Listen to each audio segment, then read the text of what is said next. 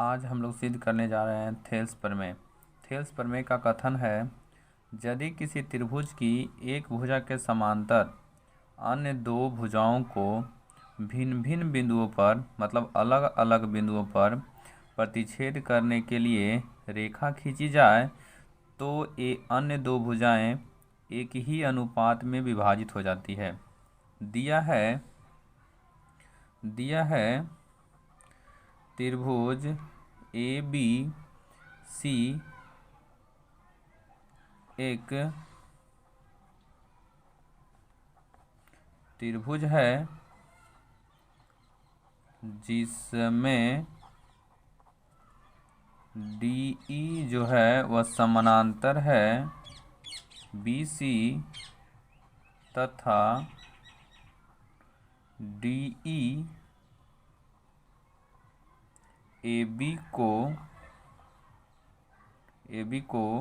D तथा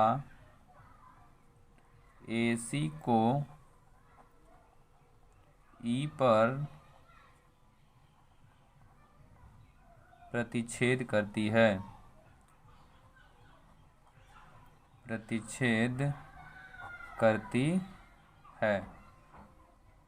सिद्ध करना है ए डी बटा डी बी बराबर ए ई बटा ई सी। सबसे पहले हम त्रिभुज ले लेते हैं।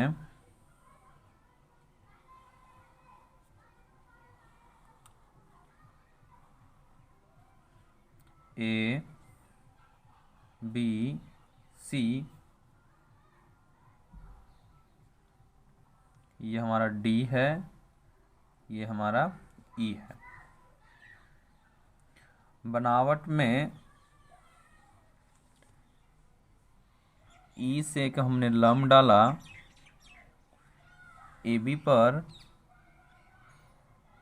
और डी से हमने एक लंब डाला ये वाला भुजा ए सी पर, और बी से ई को मिला दिया और सी से डी को भी हमने मिला दिया। इस तरह से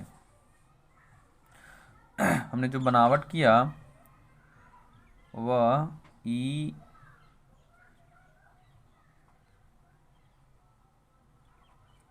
एन लंब ए बी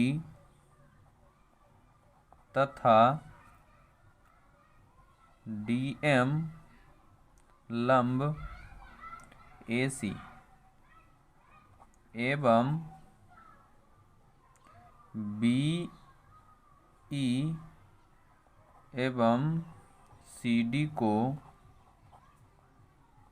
मिलाया।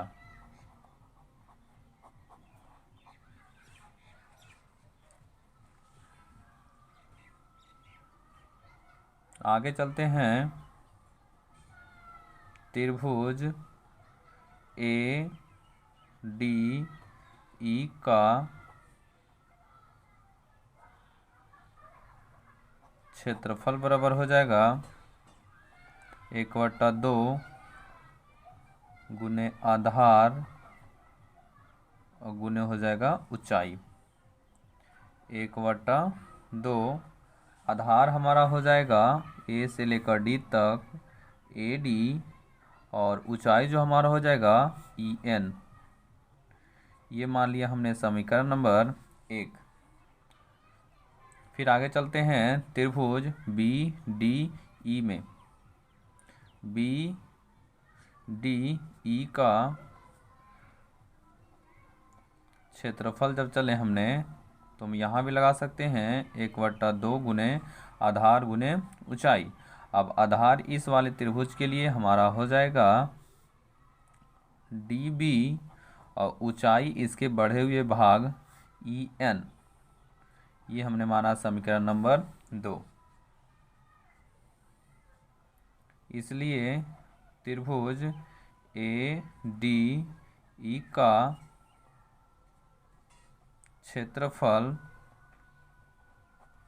बटा त्रिभुज बी डी ई का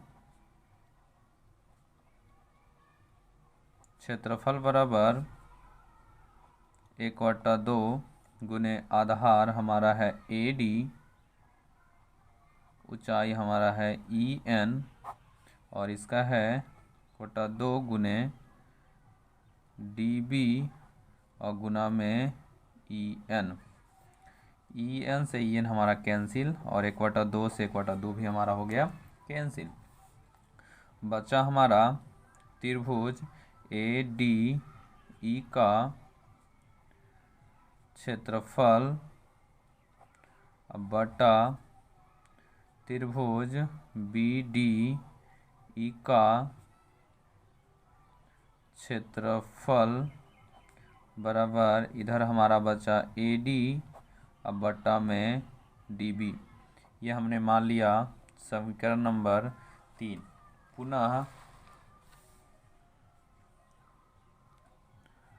पुनः त्रिभुज ए डी ई का क्षेत्रफल बराबर 1/2 गुना आधार और गुना में ऊंचाई, तो 1/2। अब की बार आधार हम लोग ले लेते हैं ए से लेकर ई, और ऊंचाई जो हम लोग ले लेते हैं अब की बार डी से लेकर एम, डी एम। इसको हमने माना समीकरण नंबर 4। फिर त्रिभुज सी डी ई का क्षेत्रफल बराबर हो जाएगा 1/2 आधार अब की बार हम लोग ले लेते हैं इस वाले त्रिभुज का ई सी, और ऊंचाई फिर इसके बढ़े हुए भाग का मतलब डी एम। ये हमने माना समीकरण नंबर 5। फिर उसी तरह इसलिए त्रिभुज ए डी ई का क्षेत्रफल बटा त्रिभुज सी डी ई का क्षेत्रफल बराबर हो जाएगा 1/2। ये वाला त्रिभुज ए डी का क्षेत्रफल हमारा 1/2 गुने ए ई और गुना में हमारा है डी एम बटा, और इसका त्रिभुज का क्षेत्रफल है 1/2 गुना में ई सी और गुना में डी एम। फिर उसी तरह 1/2 से कैंसिल और डी एम से डी एम कैंसिल, तो बचा हमारा त्रिभुज ए डी ई का क्षेत्रफल बटा त्रिभुज सी डी ई का क्षेत्रफल बराबर, इधर बचा हमारा ए ई और नीचे बचा हमारा ई सी। इसको मान लिया हमने समीकरण नंबर 6। किंतु त्रिभुज बी डी ई तथा त्रिभुज सी डी ई एक ही आधार डी ई पर है और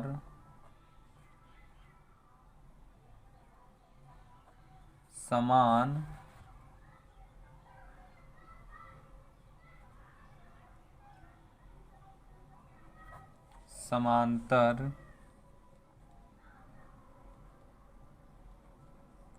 रेखाओं BC तथा DE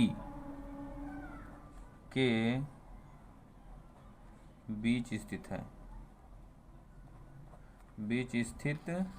है। इसलिए त्रिभुज BDE का क्षेत्रफल बराबर होगा त्रिभुज CDE का क्षेत्रफल। अतः समीकरण तीसरा और चौथा से, समीकरण तीसरा यहाँ और समीकरण हमारा सॉरी चौथा नहीं, सिक्स चौथा नहीं सॉरी सिक्स से समीकरण तीसरा और छठा से, तीसरा का समीकरण का LHS और समीकरण छठा का LHS बराबर, इसलिए RHS हमारा है AD बटा में DB बराबर हो जाएगा AE बटा में EC। प्रूव, यही हमें साबित करना था।